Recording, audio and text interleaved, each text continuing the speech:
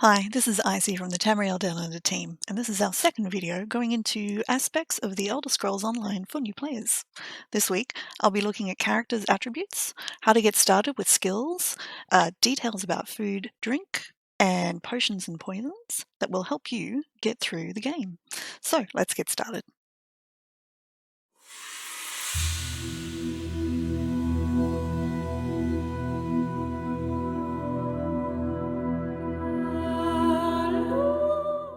Let's talk about attributes. Your character's attributes are health, magicka, and stamina. Your maximum health is your survivability in-game, while your maximum magicka and stamina give you a pool that you can use to activate skills for your character. So, if you're a tank, you might want to put a lot of points into your health to give you a lot of resources that you can use to wear damage that monsters will give you. If you're a magicka staff user, whether that's for a destruction staff or a healing staff, you probably want to put most of your points into magicka, which will give you a big pool of resources that you can use to cast skills related to healing or to magicka damage. If you're a melee character or you're using a bow, you want to put most of your points into stamina. And this will help you do things such as sneak, run, and hit things with weapons, which is always fun. You get points to put into your attributes as you level, and by the time you reach level 50, you'll have 64 points that you can spread among your 3 attributes.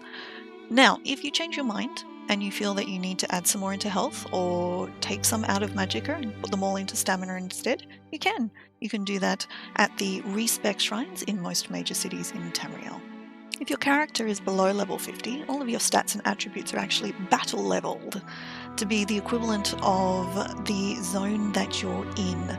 So don't worry about starting out and you're lower level. You'll find that you should be able to handle most things. So the next thing we need to talk about are skills.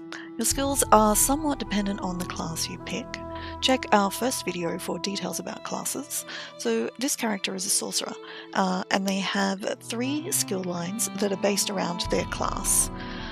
In addition to that, there are skill lines that are based around weapons, and there are skill lines that are based around armor, and there are skill lines that you can get from the world, and there are skill lines that are based for NPC guilds, and PvP skills, and your racial skills, which were talked about in the previous video, and crafting skills. Now that can seem pretty overwhelming, so the game has a built-in skill advisor that you can turn on.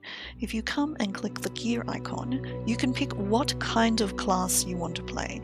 So this character is a magicka, damage dealer, and sorcerer. But I could also, Sorcerer Initiate is the default that it gives you. I could pick an Arcane Warrior, which is a stamina version of the Sorcerer. I could pick a War Mage, which is a tank version of the Sorcerer. I could pick a healing version of the Sorcerer, or I can just turn it off altogether. So each class has its own advisor, and it's usually broken into Stamina, Damage Dealer, Magicka Damage Dealer, Tank, and Healer. So select which one you want to go with, and the skill advisor will show you which skills are recommended. And you'll see in here, Crystal Fragments is recommended for this character. Each skill that you get needs to be leveled, and each skill is leveled by gaining experience when that skill is active on your character's bar. So at the moment I would be gaining skills, leveling on any of these skills here. So if I needed to level up Daedric Touch, I just need to move it onto the bar, and then when I kill monsters, turn in quests, gain XP in any other way, I'll actually get experience in that. When a skill, a new skill reaches level 4, you can morph it. So we will unlock this skill, and I will show you what I mean. You actually get 2 choices. So you get to change your skill to tweak it to see how you like to play it. So this one can turn into one of 2 variations. Often there is a stamina variant and a magicka variant. So even though a sorcerer might be considered a magicka class, usually the morphs themselves have a stamina variant that you can pick instead. So you unlock skills with skill points. Skill points are gained through your leveling. Every level that you get will give you a skill point or 2, or sometimes 3. You get them from questing, Doing the main quest through any zone will give you usually 3 skill points, maybe more. You get them from finding sky shards. Every 3 sky shards will give you 1 skill point, and there's a bunch of other ways to get skill points in the game. You shouldn't be short of skill points. You should be able to unlock pretty much whatever you like. And just like attributes, if you change your mind about what skills you want to have for your character, you can find a respec shrine and you can pay in-game gold to change them. The other way you can boost your attributes is through food and drink. You should always have some sort of food or drink running on your character at all times.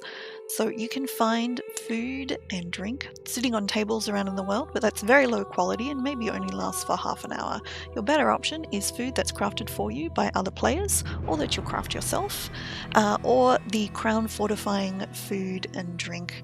These drop as login rewards or part of your leveling. So you can see this particular food increases my health, magicka and stamina by quite a significant amount, and it moves my character up from being very squishy to actually reasonably robust. This particular food will last for 2 hours, which is a pretty decent amount of playtime. There are also potions that you can drink which will quickly boost your stamina or magicka or health, or maybe all 3, back up to something close to full. So you can see these are the Crown Tri-Restoration Pots, so tri-pots.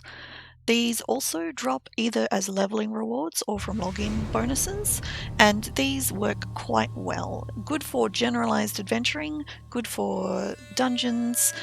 There are other sorts of pots as well that can do things such as boost your weapon damage or your spell damage or maybe your weapon critical or some of the other stats. Those ones will need to be crafted either by yourself or by other players. And finally, there are poisons. So poisons are applied on your weapons and they do a variety of different sorts of damage. They don't activate for every cast, but they will activate on weapon casts or light attack casts. So you can get them either crafted in game, dropping off monsters, or you can find them as login or leveling rewards. So I hope this has been helpful for you. Remember, nothing you do in the Elder Scrolls Online for your characters is ever really permanent. You can always change it up or even start a new character if things are just not working for you.